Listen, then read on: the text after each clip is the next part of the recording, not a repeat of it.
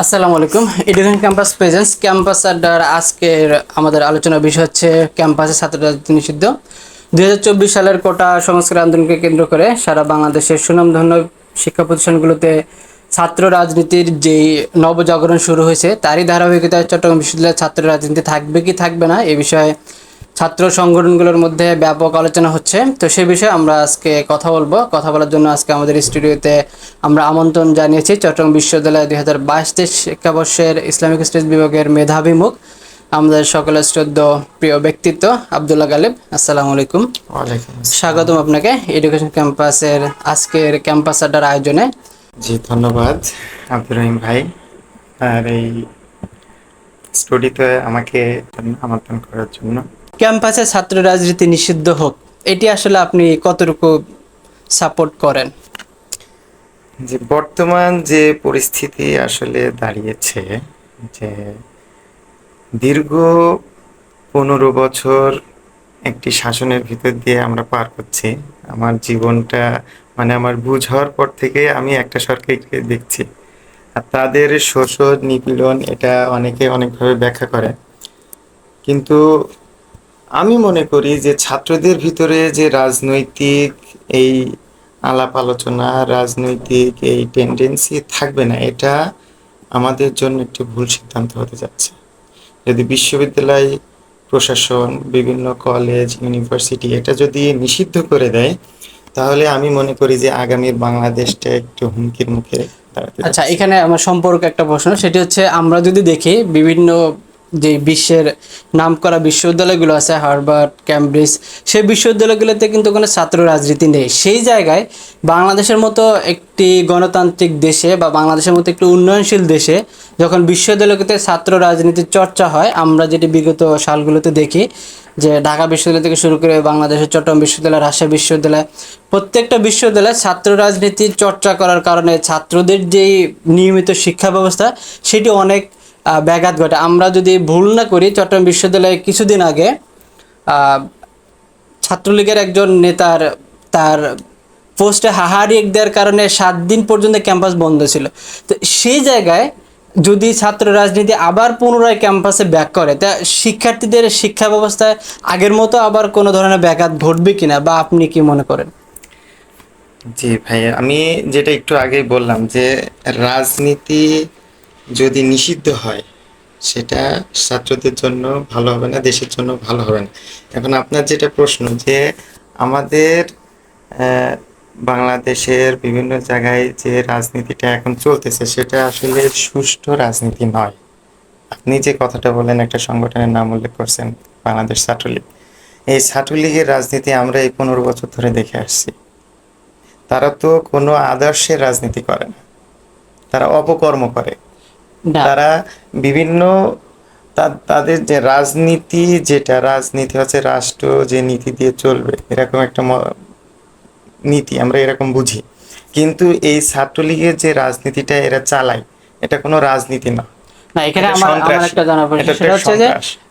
আপনি ছাত্র রাজনীতিকে সন্ত্রাসী যেটা উল্লেখ করছেন, তো সেই জায়গায় যদি আমরা ধরেন এখন তো ছাত্রলীগ ক্যাম্পাসগুলোতে নাই, সরকার পতনের সাথে সাথে তারাও তাদেরকে মোটামুটি লুকিয়ে রেখেছে। সেই জায়গায় যদি শিবির অথবা ছাত্রদল পুনরায় ক্যাম্পাসগুলোতে প্রবেশ করে, তো তারা যে ছাত্রলীগের মতো অরাজনৈতিক কর্মকাণ্ড বা এরকম হিংসাত্মকমূলক কর্মকাণ্ড করবে না, তার গ্যারান্টি কি? না, এখানে আসলে বুঝতে হবে যে আসলে রাজনীতিটা কি। রাজনীতি হচ্ছে গিয়ে সবাই এক জায়গায় সংঘবদ্ধ একটা মত প্রকাশ করবে, সেটা সেটা অনুযায়ী সমাজ পরিচালিত হবে। এখন যদি শিবির অথবা ছাত্রদল এরকম আরও যে সংগঠনগুলো আছে, তারা যদি রাজনীতির মেইন থটটা তারা বুঝে যে রাজনীতি হবে মানুষের জন্য, মানুষের কল্যাণের জন্য, এই টেন্ডেন্সি যদি এই শিবির অথবা ছাত্রদলের থাকে, তাহলে সেই রাজনীতি হবে মানুষের জন্য কিন্তু কল্যাণকর, মিস্টার অন্যথায় গালিব এটা হবে না। কিন্তু মিস্টার গালিব আমরা হচ্ছে দেখি লাস্ট যে আমাদের 1971 সালে স্বাধীনতার পরে বিভিন্ন সময় সরকার অদল বদলের কারণে ছাত্র সংগঠনগুলো তারা ক্যাম্পাসে ছাত্র রাজনীতি করে গেছেন। সেই জায়গায় আসলে শিবির এবং ছাত্রদল এসে যে আপনি যেটি বললেন যে একটি সহাবস্থান বা হচ্ছে এরকম একটি আদর্শিক যে চর্চা, সেই জায়গাটা আসলে কতটুকু যুক্তিসঙ্গত বা আসলে সেটি কতটুকু সম্ভব বলে আপনি মনে করেন? আসলে ছাত্র রাজনীতি, এই যে বৈষম্য বিরোধী ছাত্র আন্দোলন একটা হইল, এটা আমাদের প্রথমেই খেয়াল করতে হবে। এই রাজনীতিটা, এই যে সংঘবদ্ধ একটা প্রক্রিয়া, এটা আসলে শুরু করছে কারা? এটা যারাই শুরু করুক, এটা নাহিদ ভাই, তারপরে হাসনাত আব্দুল্লাহ ভাই, এই যে ভাইগুলা, এরা কিন্তু নিজের এক একটা রাজনৈতিক মতাদর্শ আছে। তারা একটা সময় রাজনীতি করছে, একটা সময় এসে রাজনীতি আর হচ্ছে না, তারপরে দেখতেছে যে ক্যাম্পাসে এরকম অরাজকতা চলছে, তখন এটার বিরুদ্ধে প্রোটেস্ট করছে, তাও সংঘবদ্ধভাবে। আচ্ছা, এটা যদি জি, রাজনৈতিক বুঝতে কোনো পারছি। টেন্ডেন্সি না থাকতো, তাহলে তারা এইভাবে সংঘবদ্ধ হতে তার মানে পারতো না। আপনি চাচ্ছেন যে রাজনীতির চর্চাটা ক্যাম্পাসে থাকা উচিত এবং সেটি একটি গঠনমূলক উপায়ে সহাবস্থানের মাধ্যমে। ধন্যবাদ আপনাকে। আমরা পরবর্তী যে প্রশ্ন সেটি হচ্ছে, আমরা দেখতে পাই যে আপনি মোটামুটি যেই কোটা সংস্কার আন্দোলনটি হলো এখানে আপনি ফ্রন্ট লাইনে ছিলেন। তো আসলে একজন আন্দোলনকারী হিসেবে বা আপনি একজন সাধারণ শিক্ষার্থী হিসেবে ফ্রন্ট লাইনে থেকে একটা আন্দোলনের নেতৃত্ব দেওয়া বা যারা নেতৃত্ব দিচ্ছে তাদের সাথে সহযোগী হিসেবে থাকাটা কতটুকু আনন্দের, যদি একটু আমাদেরকে অনুভূতি প্রকাশ করতেন। আসলে একসময় একটা কথা শুনছিলাম যে আসলে ওই কাফনের থেকে আর কোনো কাফন পবিত্র নাই, যে কাফনটা হয় নিজের দেশের পতাকা দিয়ে। আচ্ছা, জি, আসলে আমরা দেখতে সেখান পাই। থেকে আমাদের যে অনুপ্রেরণাটা, সেটা হচ্ছে যে আমরা যে মানসিকতা নিয়ে আমরা রাস্তায় নামছি, এর মূল মোটিভটা ছিল হয় দেশটাকে গড়বো, তা না হয় এই দেশের জন্য শহীদ হব। আচ্ছা, আমরা আপনাকে শহীদ হিসেবে না পেয়ে গাছ হিসেবে পেয়েছি, আমরা অনেক বেশি আনন্দিত। আমরা আশা করি সামনের যে বিভিন্ন বৈষম্যমূলক আন্দোলনগুলো আসবে সেখানে আপনি আরো বেশি ভূমিকা পালন করবেন। আপনার জন্য অনেক বেশি শুভকামনা। এরপরে যেটি হচ্ছে, আমরা দেখতে পাই যে আপনি এর আগে বলছিলেন যে ক্যাম্পাসে আসলে ছাত্র রাজনীতির চর্চার যে কালচারটা, এটা আমাদের একটি গঠনমূলক উপায় নিয়ে আসা উচিত। কিন্তু সেই জায়গায় আমরা যদি দেখি, যখন বিএনপি ক্ষমতায় ছিল তখন আমরা যদি চট্টগ্রাম বিশ্ববিদ্যালয়ের যেহেতু কথা হচ্ছে, চট্টগ্রাম বিশ্ববিদ্যালয় এখানে শিবির একক আধিপত্য ছিল, ছাত্র দল তেমন একটা ছিল না। আবার যখন আওয়ামী লীগ ক্ষমতায় আসে তখন ছাত্রলীগের একক আধিপত্য হয়। তো সেই জায়গায় নতুন করে আমরা যেই সংস্কারের কথা বলছি, সেই জায়গায় আসলে যদি এখন ছাত্রলীগ বা ছাত্রদল, ধরেন যদি এখন একটা কথা উঠছে যে শিবির ক্যাম্পাস দখল করে নিয়েছে, যদি এটা কতটুকু সত্য আমি জানি না, বিভিন্ন সোশ্যাল মিডিয়াতে আমরা দেখতে পাই। তো সেই জায়গায় যদি এখন ধরে নিলাম যে শিবির ক্যাম্পাস দখল করে ফেলছে, তারা প্রত্যেকটা হল দখল করে নিয়ে ফেলছে, সেই জায়গায় যদি ছাত্রলীগ অথবা ছাত্রদল এসে বলে যে এতদিন আমরা যা করে গেছি সবকিছু আমরা ভুলে আসলে গালে গাল মিলে আমরা কোলাকুলি করে সবাই একসাথে ক্যাম্পাসে অবস্থান করি, আসলে এটি কতটুকু যুক্তিযুক্ত আপনি বলে মনে করেন? হ্যাঁ, প্রথমেই যে কথাটা, ছাত্রলীগকে কি আসলে, যদি শিবির বা ছাত্রদল ক্যাম্পাস দখল করে ফেলে, ছাত্রলীগকে কি আসলে তারা সেই জায়গা থেকে গ্রহণ করে নিবে কিনা? না, আসলে ওই পর্যায়টা এখনো যায় নাই। আপনার প্রশ্ন হচ্ছে যে এটা দখল করছে কিনা, প্রথম প্রশ্ন ছিল যে এটা দখল জি, জি, করে এটা নিছে আমরা কিনা। দেখতে পাই সোশ্যাল এটা মিডিয়াতে যে। এটা সোশ্যাল মিডিয়ায় দেখা যাচ্ছে, কিন্তু আমি এই বৈষম্য বিরোধী ছাত্র আন্দোলনের সাথে মোটামুটি অ্যাক্টিভ ছিলাম, এখনো আছি। সেখান থেকে আমি নিয়মিত ক্যাম্পাসে যাই, সেখানে পরিস্থিতি আমি যা বুঝি, কোনো ছাত্র সংগঠনের কাছে এখন ক্যাম্পাস দখলকৃত নয়। আচ্ছা, এখন বৈষম্য বিরোধী ছাত্র আন্দোলনের যে সমন্বয় বৃন্দ ছিল, তিনারা হলগুলোতে মানে ক্যাম্পাসে যাচ্ছেন, নিয়মিত আন্দোলন করছেন। পদত্যাগের যে আন্দোলনটা হলো, এটাও বৈষম্য বিরোধী ছাত্র আন্দোলনের পক্ষ থেকেই হচ্ছে। আচ্ছা, এখন এখানে কোনো ছাত্র সংগঠন এখনো যে আধিপত্য বিস্তার করে ফেলেছে, বা হলগুলো দখল করা বলেন, অন্যান্য যে বিষয়গুলা, এগুলা আসলে আমি বিশ্বাস করি না যে এগুলো হয়েছে। তার মানে কিন্তু আপনি এটা যদি বলতে চাচ্ছেন যে, আমি যেটা আপনি বললেন যে সোশ্যাল মিডিয়া থেকে যেটা অপপ্রচার চলতেছে, জি, এটা আসলে যে সংখ্যাগরিষ্ঠ যে ছাত্রলীগ ছিল, যারা প্রভাবশালী ছিল, তারা এখনো এরকম অপপ্রচারটা সোশ্যাল মিডিয়ায় চালিয়ে যাচ্ছে। কারণ তাদের একটা ভয় আছে, কারণ তারা একটা রাজনৈতিক দল করে গেছে, তারা যাদের ওপর নিপীড়ন চালিয়েছে, এবার তো তাদের সুযোগ এসে গেল। আচ্ছা, বুঝতে পারছি যে, এরকম ভয়ের জায়গা থেকে তার মানে তারা এই আপনি বলতে অপপ্রচারটা চাচ্ছেন চালিয়ে যে যাচ্ছে। ছাত্র শিবির বা ছাত্র দল এখন পর্যন্ত ক্যাম্পাস দখল করেনি, এটি যারা বৈষম্যবিরোধী ছাত্র আন্দোলনের যারা সমন্বয়ক ছিলেন তাদের জি, তত্ত্বাবধানে বিশ্ববিদ্যালয় প্রশাসন এখনো হলগুলোকে তাদের জিম্মায় রেখেছে। জি, তার মানে যেটি হচ্ছে যে আমরা সোশ্যাল মিডিয়ায় বিভিন্ন জায়গায় দেখতে পাই যে শিবির বা ছাত্র দল ক্যাম্পাস দখল করে ফেলছে, তো এটি আসলে টোটালি একটা গুজব, জি, এটি এটা একটা গুজব। গুজব ছড়ানো হচ্ছে। কিন্তু কথা হচ্ছে আমরা দেখতে পাই যেদিন সরকার পতন হয় ওদিন সন্ধ্যাবেলায় ছাত্রদল ক্যাম্পাসে মিছিল করে তাদের মোটামুটি একটা নেতাকর্মীদেরকে নিয়ে, এবং শিবিরও মিছিল করে নাই, তবে শিবিরের মনে হয় একজন বিশ্ববিদ্যালয়ের দায়িত্বশীল বা বিশ্ববিদ্যালয়ের নেতা তিনি বক্তব্য দিয়েছেন। আসলে একটি অহিংসিক রাজনীতিক বা একটি, আমরা যদি বলি যে বৈষম্য বিরোধী ছাত্র আন্দোলন যেটি ছিল সেটি সাধারণ শিক্ষার্থীদের অংশগ্রহণের একটি আন্দোলন। সেই জায়গায় আসলে একটি ছাত্র, নির্দিষ্ট একটি ছাত্র সংগঠন বা নির্দিষ্ট কিছু ছাত্র সংগঠনের নেতারা যখন সাধারণ শিক্ষার্থীদের মাঝে এরকম একটি মিছিল করে বা এরকম বক্তব্য দেয়, আসলে সেই জায়গাটা আপনি একজন সাধারণ শিক্ষার্থী হিসেবে কতটুকু মূল্যায়ন করেন? যে আসলে ক্যাম্পাসে, প্রত্যেকটা ক্যাম্পাসে, যতটা ক্যাম্পাস আছে বাংলাদেশে, চট্টগ্রাম বিশ্ববিদ্যালয়, ঢাকা বিশ্ববিদ্যালয়, জাহাঙ্গীরনগর বিশ্ববিদ্যালয়, প্রত্যেকটা ক্যাম্পাসে ছাত্র রাজনীতি ছিল, আছে এবং থাকবে, এটা আমি মনে করি। এখানে যে 15টা বছর ধরে যে ছাত্রলীগের দখলে ক্যাম্পাসগুলো ছিল, তার মানে এই নয় যে অন্যান্য সংগঠনগুলো বিলুপ্ত হয়ে গেছে। তারা ছিল। এখন যেহেতু সরকার পতন হয়ে গেছে, সেহেতু তারা বিজয় উল্লাস আমরা প্রত্যেকেই করছি। প্রত্যেকটা জনগণ রাস্তায় নেমে আসছে, তারা বিজয় মিছিল করছে। সেখানে একটা রাজনীতির দল হিসাবে তারা যদি একটা বিজয় মিছিল করে, এটা তো কোনো অপরাধের কোনো বিষয় না, বা এটা এখানে কোনো মানে হল দখল করছে বা এরকম অপরাজনীতি চালানোর চেষ্টা করছে, আচ্ছা। এরকম তো কোনো বিষয় থাকে না। এটা জি, ধন্যবাদ বৈষম্য বিরোধী আপনাকে। একটা জি আন্দোলন। জি, বুঝতে পারছি। আপনি সবাই তার সবার মানে মত বলতে প্রকাশ চাচ্ছেন করবে। যে ক্যাম্পাসে যেহেতু এখনো ছাত্রলীগ যখন তারা রাজনীতি চর্চা করে গেছে, সেই সময় আসলে ছাত্র শিবির বা ছাত্র দলের উপস্থিতি ছিল, কিন্তু সেটি দৃশ্যমান না।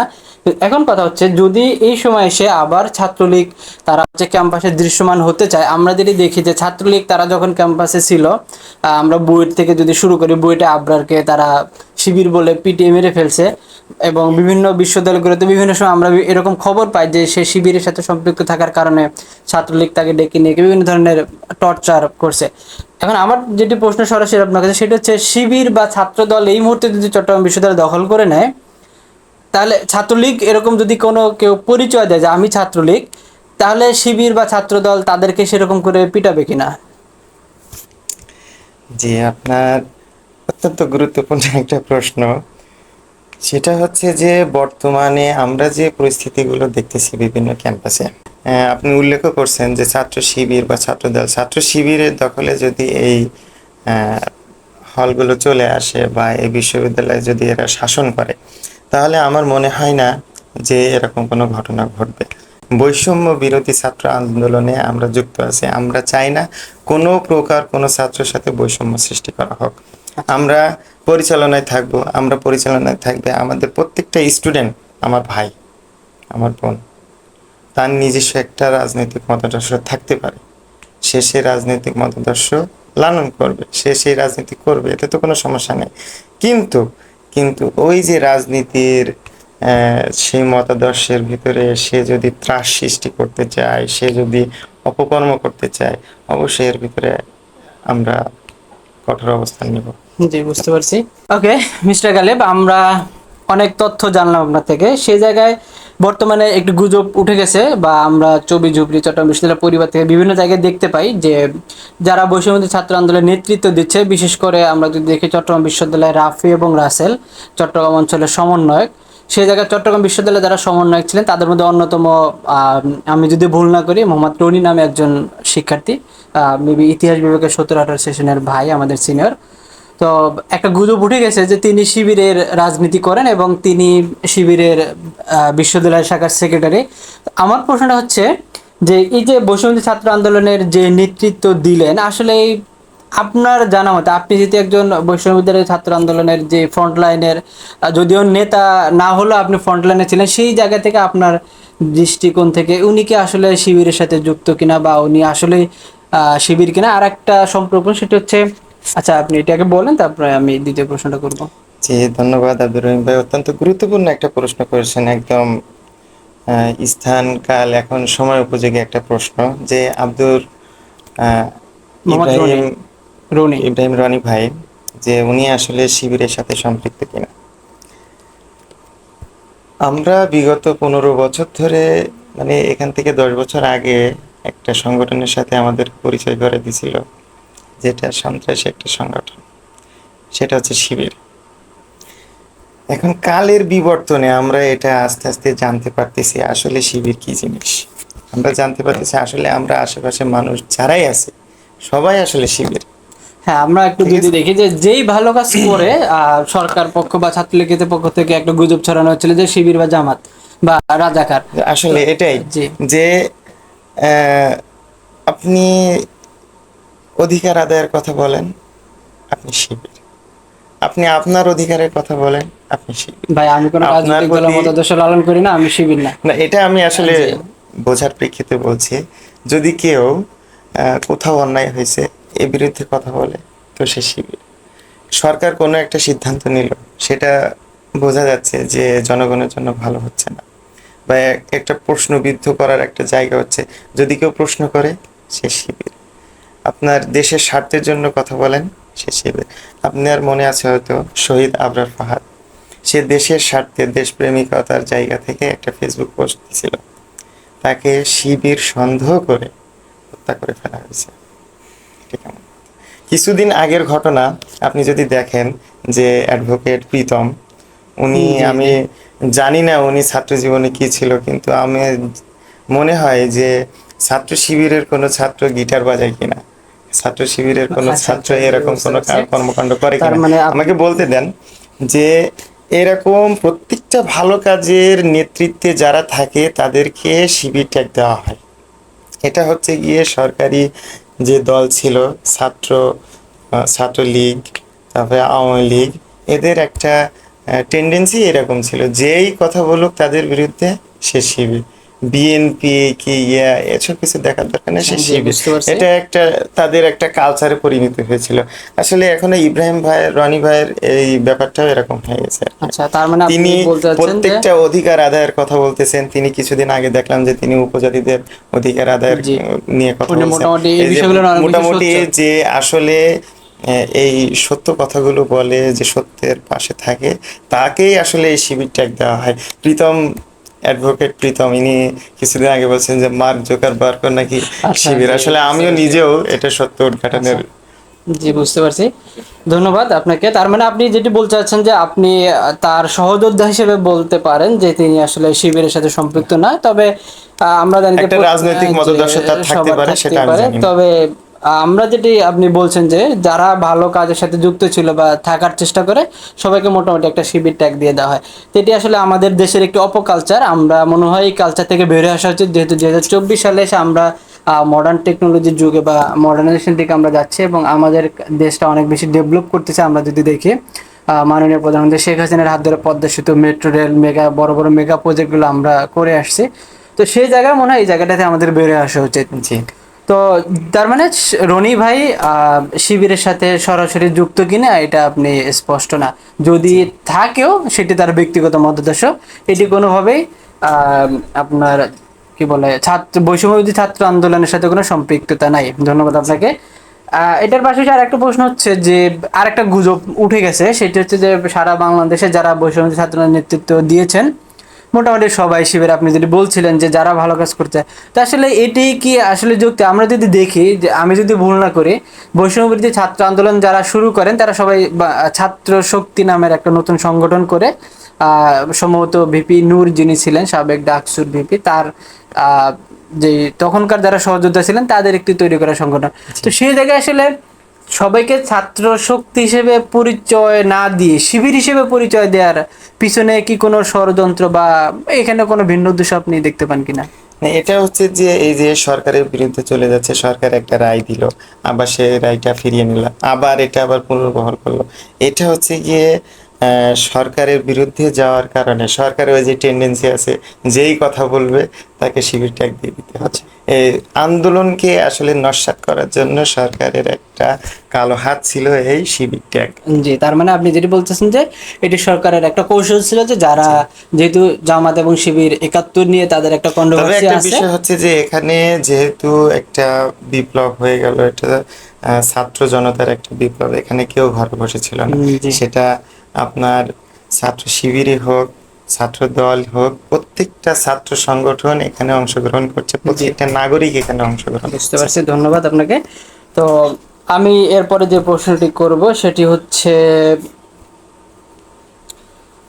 ধরেন ক্যাম্পাসে বা সারা বাংলাদেশে একটি গণজাগরণের মাধ্যমে আওয়ামী লীগের যেই সরকার পদত্যাগ করেন এবং এটির মাধ্যমে আসলে ছাত্রলীগের যে আধিপত্য সেটি মোটামুটি নস্যাৎ হয়ে যায় এবং তারা মোটামুটি সবাই গা ঢাকা দেয়। আমরা যদি দেখতে পাই যে বিগত আন্দোলন সফল হওয়ার পরে মোটামুটি ছাত্রলীগের কোনো নেতা বা ছাত্রলীগের কোনো কর্মী ফেসবুক বা সোশ্যাল মিডিয়াগুলোতে তারা সরব না, কিন্তু তারা হচ্ছে বিভিন্ন ফেক আইডি খুলে বা বিভিন্ন গ্রুপগুলোতে হাইডলি তারা মোটামুটি সরব আমরা যেটা দেখতে পাই। তো সেই জায়গায় যদি ছাত্রলীগ আবার তারা ক্যাম্পাসে রাজনীতি করতে চায় বা যেটি বলা হচ্ছে যে ক্যাম্পাস ছাত্র রাজনীতি নিষিদ্ধ, তারপরেও যদি ধরেন আপনার কোনো সহপাঠী সে নিষিদ্ধ থাকার পরে যদি বলে যে আমি ছাত্রলীগ, তাহলে সে জায়গায় আপনি তাকে কিভাবে মূল্যায়ন করবেন? আসলে আমাদের রাজনৈতিক এথিক্সের জায়গা থেকে আমাদের কোনো রাজনৈতিক দলের প্রতি, কোনো রাজনৈতিক দলের কর্মীর প্রতি আসলে ওইরকম টেন্ডেন্সি থাকা উচিত না যে এ ছাত্রলীগ বলে একে পিটা দিতে হবে, এ শিবির বলে একে মার দিতে হবে, এ ছাত্রদল বলে একে আমরা গ্রহণ করব না, বয়কট করতে হবে। কিন্তু আমরা মেজরিটি যদি দেখি যে 15 বছর ধরে ছাত্রলীগ যেভাবে ক্যাম্পাসগুলোতে অপশাসন অপকর্ম যেভাবে চালিয়েছে, সেখানে সাধারণ শিক্ষার্থীর ভিতরে একটা ক্ষোভ জন্মে গেছে যে এই ছাত্রলীগ নামক অভিশাপ আমরা চাই না। ছাত্রলীগ একটা অভিশাপ, সেটা যার গায়ে লাগুক সে ধ্বংস না, হয়ে আপনি যাচ্ছে। সরাসরি একটা ছাত্র সংগঠনকে এইভাবে তো ডিরেক্টলি না, এটা আসলে এটা আমারও নিজের ক্ষোভের জায়গা থেকে এই কথাটা বের হয়ে যাচ্ছে আর কি। আচ্ছা, আপনি উত্তেজিত হবেন না, শান্ত থাকেন। আচ্ছা, আমরা তার মানে আপনি যেটি বলতে চাচ্ছেন যে ক্যাম্পাসে ছাত্র রাজনীতি থাকুক আর না থাকুক, যে কোনো ব্যক্তি তার মতাদর্শ চর্চা করতে পারে, অবশ্যই। সেটি যেভাবে হোক, এবং আমাদের উচিত না এটি যে কেউ যদি শিবির বা ছাত্রদল বা ছাত্রলীগ হিসেবে নিজেকে পরিচয় দেয়, সেই জায়গায় তাকে কোনোভাবে প্রতিপন্ন করা বা কোনো ধরনের মানসিক বা শারীরিক নির্যাতন করা। নির্যাতন। তার মানে এটা আমাদের একটি কালচার বা আমাদের এই জায়গা থেকে বের হয়ে আসা তখন উচিত। ওটাই হয়ে যাবে অপরাজনীতি। জি, বুঝতে পারছি, যে একজন ধন্যবাদ। যদি রাজনীতিকে তার মতদর্শ সামনে নিয়ে আসতে চায়, আমরা বৈষম্যের বিরোধী একটা আন্দোলন করছি, এখানে প্রত্যেকটা মানুষের কথা আমাদের শুনতে হবে। জি, ধন্যবাদ। সে যে দলের যে মতের অনুসারী হোক না কেন, আচ্ছা, তার কথা শুনতে হবে। যদি ন্যায়সঙ্গত হয় অবশ্যই সেটা মানতে হবে, যদি ন্যায়সঙ্গত না হয় সেটা আমরা শুনবো না। তাই বলে তার আমরাও প্রতি চাই নিপীড়ন যে করা চলবে ক্যাম্পাসে না। ছাত্র রাজনীতি থাকুক আর না থাকুক, প্রত্যেকটা মানুষ তার যে ফ্রিডম অফ স্পিচ বা freedom of politics according to our constitution, সেই অনুযায়ী সে তার রাজনীতি বা তার ব্যক্তিগত অভিমত প্রকাশ করার একটা সুযোগ পায়। ধন্যবাদ মিস্টার গালিব। আমরা এরপরে যে পর্বটি সেটি হচ্ছে, আমরা দেখতে পাই মোটামুটি ছাত্র যেই মুভমেন্ট এটি সফল হওয়ার পরে, সরকার পদত্যাগের পরে বাংলাদেশের বিভিন্ন যে সুনামধন্য প্রতিষ্ঠানগুলো ছিল বা সুনামধন্য যে জায়গাগুলো, সেই জায়গাগুলোর যারা দায়িত্বশীল ব্যক্তি ছিলেন তারা নিজেদের দায় স্বীকার করে নিয়ে আমরা দেখতে পাই যে ছাত্র আন্দোলন চলাকালীন অবস্থায় ভিসি বা প্রক্রিয়াল বডিরা সাধারণ শিক্ষার্থীদের তেমন একটা প্রোটেক্ট তারা করতে পারে না। সেই জায়গা থেকে জাহাঙ্গীরনগর, ঢাকা ইউনিভার্সিটি, শাহজালাল থেকে শুরু করে মোটামুটি অধিকাংশ বিশ্ববিদ্যালয়ের ভিসিরা পদত্যাগ করে গেছেন। কিন্তু মজার বিষয় হচ্ছে বাংলাদেশের একমাত্র বিশ্ববিদ্যালয় চট্টগ্রাম বিশ্ববিদ্যালয়, যেখানের কালচারটাই কেমন জানি টোটালি একটা ডিফারেন্ট আমরা সব জায়গায় দেখতে পাই। সেই জায়গায় ভিসির যে পদত্যাগের যে জায়গাটা, সেটি ভিসি মোটামুটি স্বেচ্ছায় পদত্যাগ করলে জিনিসটা সুন্দর ছিল, কিন্তু যখন ভিসি পদত্যাগ করলো না, সবাই আন্দোলন করছিল, আমি দেখলাম সেই জায়গায় আপনি অনেক বেশি সরব। আসলে এটি কি অনেক বেশি জরুরি ছিল যে একজন ভিসি তার দায় স্বীকার করে পদত্যাগ করবেন চট্টগ্রাম বিশ্ববিদ্যালয়ের মতো জায়গায়? যে আসলে দেখেন যে পিতামাতা আমাদেরকে এত দূরে বিশ্ববিদ্যালয়ে পাঠিয়েছেন স্যারদের তত্ত্বাবধানে। আচ্ছা, পিতামাতা এটা বিশ্বাস করে যে তার শিক্ষকরা আছে, আমার সন্তানকে তারা দেখে রাখবে, আমার সন্তানকে তারা নিরাপত্তা দেবে। জি, এই কাজটি হচ্ছে বিশ্ববিদ্যালয় ভিসি, প্রভিসি, প্রক্টোরিয়াল বডিতে যারা থাকে তাদের, প্রভোস্টের, হলের প্রভোস্ট। এখন আমরা যেটা লক্ষ্য করছি যে বিভিন্ন বিশ্ববিদ্যালয় সহ চট্টগ্রাম বিশ্ববিদ্যালয় মেইনলি, যে তারা আমাদের ছাত্রদের হল থেকে বের করে দিছে, তারপর আমাদের বিশেষ করে ছাত্রীদের রাত 12টার পরে ছাত্রীদেরকেও হল থেকে হ্যাঁ, বের এটি করে আসলে দিছে। একটি দুঃখজনক এটা ঘটনা ছিল। কি কোনোভাবেই মেনে নেওয়া সম্ভব যে একজন ভিসি, একজন প্রক্টর, একজন প্রভোস্ট তাদের ছাত্রছাত্রী, আমরা সন্তান তুল্য ছাত্রছাত্রীদেরকে তাদের হল থেকে না, বের আমরা করে দেওয়া? এটি দেখতে পাই যে তাহলে বিশ্ববিদ্যালয় এখন এই যে একটা মুভমেন্টের পরে এই যে প্রশাসন, এটা কি সাধারণ ছাত্র কখনো মেনে নিবে? এটাও ঠিক সাধারণ আছে, ছাত্র কি কিন্তু এদের কাছে মিস্টার সেফ? গালিব এদের কাছে আমরা তো সেফ জি না। আমরা এজন্যই তো ছাত্ররা প্রোটেস্ট করতেছে, এজন্যই তো ছাত্ররা চাচ্ছে যে না, এই ভিসি, এই প্রক্টর আমাদের দরকার। যে মিস্টার গালিব যে প্রক্টর আমাদের আমরা নিরাপত্তা দেখতে দেয় পাই না, যে তার তার তো থাকার হ্যাঁ, দরকার আপনি নেই। যদি বললেন যে শিক্ষার্থীদের হল থেকে বের করে দেওয়া বা এটি ঠিক আছে, কিন্তু আমরা আরেকটি চিত্র দেখতে পাই, সেটি হচ্ছে বিশ্ববিদ্যালয় প্রশাসন ছাত্রীদেরকে ক্যাম্পাস থেকে বাসে করে তারা শহরের যে বাস স্ট্যান্ড সেইখান পর্যন্ত পৌঁছে দিয়েছে। আসলে আপনি এই জায়গাটি কিভাবে মূল্যায়ন করবেন যে বিশ্ববিদ্যালয় প্রশাসন তারা তো ঊর্ধ্বতন দায়িত্বশীল যারা বা ঊর্ধ্বতন যে কর্তৃপক্ষ ছিল তাদের আদেশ পালন করে গেছেন, সেই জায়গায় তাদের দোষটা আপনি কিভাবে দেখেন? না, এটাই তো তাদের দোষ। তারা যে ঊর্ধ্বতন দায়িত্বশীল যারাই থাকুক না কেন, তারা একটা চিন্তা করবে না, ট্রেন চলতেছে না, দূরপাল্লার বাস চলতেছে না, আপনার ছাত্রছাত্রীদের আপনি শহরে এনে রেখে দিয়ে গেলেন, বাস স্ট্যান্ডে রেখে দেখলেন, তারা যাবে কোথায়? তারা কি বাস স্ট্যান্ডে থাকবে? এটিও ঠিক। তবে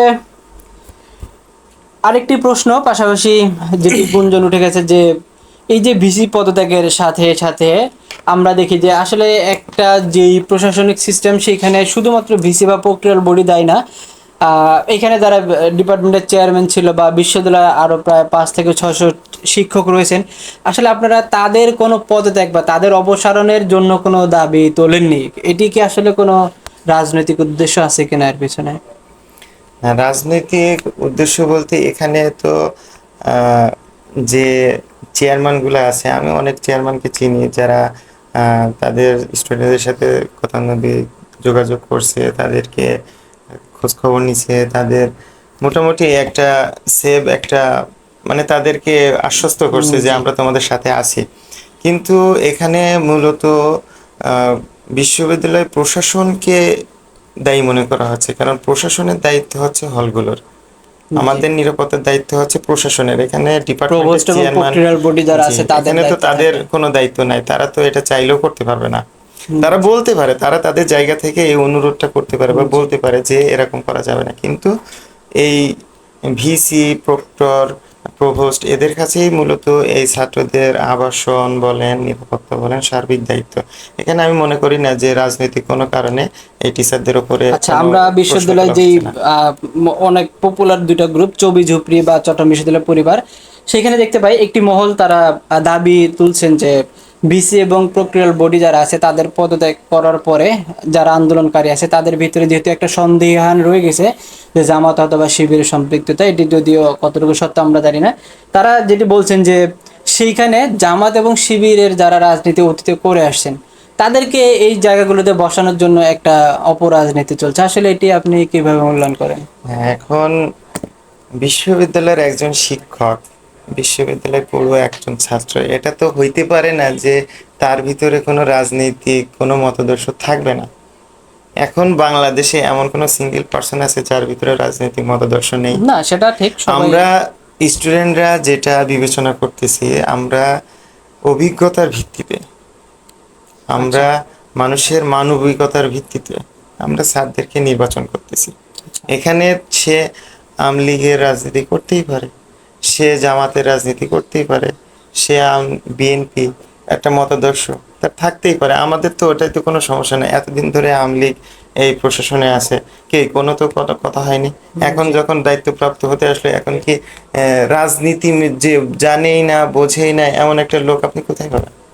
জি, ধন্যবাদ। প্রত্যেকটা আপনার লোকের বক্তব্য একটা আমরা বুঝতে নির্দিষ্ট পেরেছি। তার মানে রাজনৈতিক মতাদর্শ থাকতে পারে, এটাতে তো কোনো সমস্যা নেই। তার মানে আপনি বলতে চাচ্ছেন যে ছাত্ররা যেটা চায়, ছাত্ররা যাদেরকে পেয়ে খুশি হয়, তারাই তো তার মানে হবে আপনি বলতে চাচ্ছেন যে নেতৃত্ব যে স্থানে। শিক্ষকরা এই ছাত্র আন্দোলনের সহযোগী হিসেবে ছিলেন বা যে শিক্ষকরা ছাত্রদের আসলেই কল্যাণ চায়, সেরকম কিছু শিক্ষক আমাদের বিশ্ববিদ্যালয় প্রশাসন বডিতে আসুক।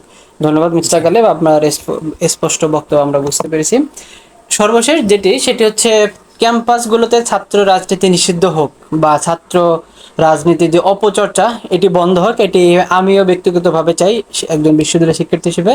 কিন্তু আমার উদ্বেগের জায়গাটি হচ্ছে যে আমরা এখন যেটি দেখি যে বৈষম্যবিরোধী ছাত্র আন্দোলন যেই সংস্থাটি বা বৈষম্যবিরোধী ছাত্র আন্দোলন যেই সংগঠনটি দাঁড় হয়ে গেছে ইতিমধ্যে, তারা যদি নতুন করে আবার কোনো রাজনৈতিক চিন্তা, বা আমরা দেখি যে বিভিন্ন জায়গায় কমিটি দেওয়া হচ্ছে, বিভিন্ন সিনিয়ররা তাদেরকে ফেসবুকে প্রচার করছে, আসলে এই জায়গাটি আপনি কিভাবে দেখেন যে একটা ছাত্র রাজনীতি নিষিদ্ধের পাশাপাশি অন্য একটা ছাত্র রাজনীতি তারা নিজেদের একটা ফ্লোর পেয়ে গেল, এটি আসলে কতটুকু যুক্তিযুক্ত বলে আপনি মনে এটাই করেন? তো আপনার প্রশ্নটা খুব সুন্দর একটা, যে যারাই ছাত্র রাজনীতি বিলুপ্তির জন্য আন্দোলন করতেছে তারা নিজেরা একটা ছাত্র রাজনীতির একটা রাজনৈতিক দল গঠন করে ফেলতেছে।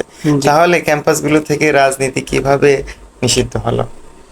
এটা তো কখনো হইতে পারে না। এখন এই যে যারা এই বৈষম্য বিরোধী ছাত্র আন্দোলন করছে, এরা এই যে প্রত্যেকটা ছাত্র কোনো না কোনো সংগঠনের সাথে অবশ্যই যুক্ত ছিল। সেটা শিবির হইতে পারে, ছাত্রদল হইতে পারে, ছাত্রলীগ হইতে পারে, অন্যান্য ছাত্র সংগঠন হইতে পারে, কিন্তু এটা যার যার একটা মতাদর্শ আছে, সেই মতাদর্শে যার সে ফিরিয়ে যাবে। এই যে আন্দোলনটা হলো, এটা অবশ্যই থাকবে, কিন্তু প্রত্যেকটা মানুষের যে রাজনৈতিক যে মতাদর্শ, সেটা তো তার এককভাবে থেকে যাচ্ছে, আর প্রত্যেকেই চাবে ধন্যবাদ তার মিস্টার গালিব। রাজনৈতিক দলটাকে ক্যাম্পাসে উপস্থাপন জি, করার জন্য। তার মানে আমরা যেটি আপনার বক্তব্য স্পষ্ট, সেটি হচ্ছে বাংলাদেশের ক্যাম্পাসগুলোতে ছাত্র রাজনীতি নিষিদ্ধ হোক বা না হোক, ছাত্র রাজনীতির যে গঠনমূলক চর্চা সেটি থাকুক, এবং প্রত্যেকটি রাজনৈতিক যে সংগঠনগুলো আছে বা প্রত্যেকটি ছাত্র সংগঠন তার নিজেদের মতাদর্শ বা নিজেদের যে মতামত সেটি প্রকাশ করার একটা প্ল্যাটফর্ম তৈরি হোক, এবং সেই জায়গায় যাতে কোনো ধরনের অহিংসা বা কোনো ধরনের যেই বিরোধিতা বা কোনো ধরনের যে নির্যাতন এটি যাতে না ঘটে। সর্বশেষ আপনার কাছে যেটি জানতে চাচ্ছি, বর্তমান সরকার ডক্টর প্রফেসর মোহাম্মদ ইউনূসের নেতৃত্বে যেই সরকার আমরা দেখতে পাই, সেই সরকারের কাছে আপনি আগামীর বাংলাদেশ কিরকম প্রত্যাশা করেন? জি, আসলে একটা বিপ্লবের মাধ্যমে একটা সরকারকে বিলুপ্ত করে আর একটা নতুন সরকার, অন্তর্বর্তীকালীন যে সরকারটা আমরা গঠন করেছি আমাদের ছাত্রদের পরামর্শের ভিত্তিতে, সেটা হচ্ছে যে ডক্টর মোহাম্মদ ইউনূস, ইনাকে পুরো বিশ্ব, জি, নোবেল পাওয়া একজন ব্যক্তি। নোবেল পাওয়া একজন জি। ব্যক্তি, সারা বিশ্বে যিনি সম্মানিত, একমাত্র বাংলাদেশের নাগরিক হয়ে সে বাংলাদেশে অবহেলিত, অসম্মানিত, অবহেলিত, জি, আমরা সে সেটাই দেখতে পাই। অবহেলিত। আমরা যেটা দেখি যে ওনার আইডিয়া নিয়ে উন্নত বিশ্বগুলো আরো উন্নত হচ্ছে, জি, আর ওনার এবং আইডিয়াগুলো বর্তমানে একটা আমরা বাংলাদেশে অনেক বেশি বাস্তবায়ন প্রচলিত করতে পারতেছি সোশ্যাল না। বিজনেস যে কনসেপ্টটা, এটি অনেক বেশি প্রচলিত বা অনেক বেশি পপুলারিটি পেয়ে গেছে। যে সেটাই আর কি, যে ইনার যে আইডিয়া আছে, ইনার যে মেধা, এই মেধা দিয়ে উনি আসলে জনগণের জন্য অনেক কিছু করতে পারে। আমরা ওনার কাছে অনেক কিছু প্রত্যাশা করি। প্রথমত ওনার প্রশাসনিক কাঠামোগুলো সম্পূর্ণ নতুনভাবে তৈরি করা, কারণ বিগত 15 বছরে যে নিয়োগগুলো হয়েছে আমরা দেখতেছি যে অনেকগুলো ভারতীয় এজেন্টরা পুলিশের ভিতরে আছে, অনেক ভারতীয় নাগরিকরা বাংলাদেশে সরকারি চাকরি করতেছে। জি, তারপরে আরও দেখি যে এই 15 বছরে যারা নিয়োগ পেয়েছে তারা আসলে সবগুলোই এই নির্দিষ্ট একটা রাজনৈতিক দলের জেদ ধরেই আসছে। সেখানে ওনার প্রতি আমার প্রত্যাশা থাকবে এটাই, যে উনি প্রশাসনিক কাঠামোটা এমনভাবে করবে যে তারা ন্যায় বিচারক হবে, জি। তারা ন্যায়ের পক্ষে কাজ করবে, সত্যের পক্ষে কাজ করবে, এমন জি, একটা ধন্যবাদ প্রশাসন। মিস্টার গালে। আমরা অনুষ্ঠানের একদম শেষ পর্যায়ে, আপনাকে অনেক বেশি ধন্যবাদ আমাদের অনুষ্ঠানে এসে অনেক গুরুত্বপূর্ণ মতামত প্রকাশ করার জন্য। আমরা আপনার যেই কথা সেই কথা স্পষ্ট দেখতে পাই যে আগামীর বাংলাদেশ এমন একটি বাংলাদেশ হবে যে বাংলাদেশ অহিংসার কোনো জায়গা থাকবে না, এবং এখানে সবাই সহাবস্থানে বসবাস করবে, এবং প্রত্যেকটা রাজনৈতিক দল বা প্রত্যেকটা ছাত্র সংগঠন তার নিজের যে মতামত সেটি প্রকাশ করার একটা প্ল্যাটফর্ম পাবে, এবং ক্যাম্পাসগুলোতে একটি সুন্দর শিক্ষার যে পরিবেশ সেটি বজায় থাকবে। আপনারা দেখছিলেন এতক্ষণ এডুকেশন ক্যাম্পাস প্রেজেন্সের নিয়মিত আয়োজন ক্যাম্পাস আড্ডার। আমাদের আজকে আলোচনার বিষয় ছিল ক্যাম্পাসে ছাত্র রাজনীতি নিষিদ্ধ। তবে আমাদের আজকে অতিথি ছিলেন চট্টগ্রাম বিশ্ববিদ্যালয়ের মেধাবী মুখ মিস্টার গালিব। তা তেনার যেটি বক্তব্য সেটি হচ্ছে ক্যাম্পাসে ছাত্র রাজনীতি পুরোপুরি নিষিদ্ধ না হোক, কিন্তু সুস্থ যে রাজনীতি চর্চা সেটি থাকুক। ধন্যবাদ সবাইকে এতক্ষণ আমাদের সাথে যুক্ত হয়ে আমাদের অনুষ্ঠান দেখার জন্য। আমরা পরবর্তী নতুন কোনো অনুষ্ঠানে দেখা হবে সেই প্রত্যাশা রেখে সবার সুস্বাস্থ্য এবং দীর্ঘ কামনা করে এখানে বিদায় নিচ্ছি। আসসালামু আলাইকুম রহমতুল্লাহ।